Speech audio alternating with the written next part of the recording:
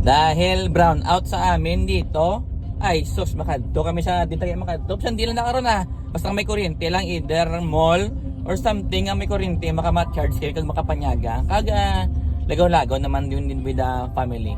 Di ba?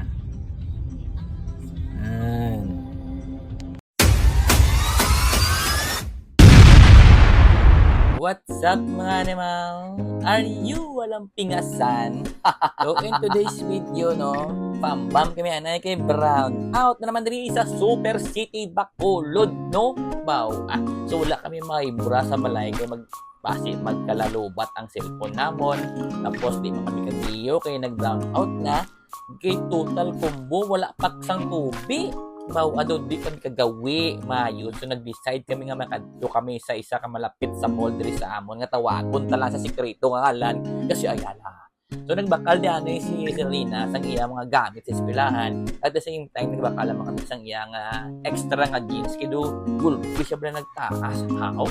Mut gani kaya laman ko nga gulpi na siya nagtaas. Mayo lang ko siya sa sunod sa akon nga 6-footer. So pagkatapos namon di bakal sa mga gamit ni Selena. So nugin patsyad kami kagutom while walking, no. So nagbakal di kami isang iya nga snack nga waffle time. Waffle time di man basta chocolate waffle ang gintiran niya. Kaya nga ako naman di gintiran is ang shabu-shabu. O, di ba? Ano ka? Puso na subong. Okay, pagkatapos naman kaon dito sa food court, so nagdagaw-lagaw kami gamay diyan. Galing kay sobra namang kalagaw. Nagsalakit, yung mga likod namon kay tungod malam doon na. So nagpamasadis kami gamay lang, di kag nagpuli. Na yun na. That's all. Thank you. Bye-bye.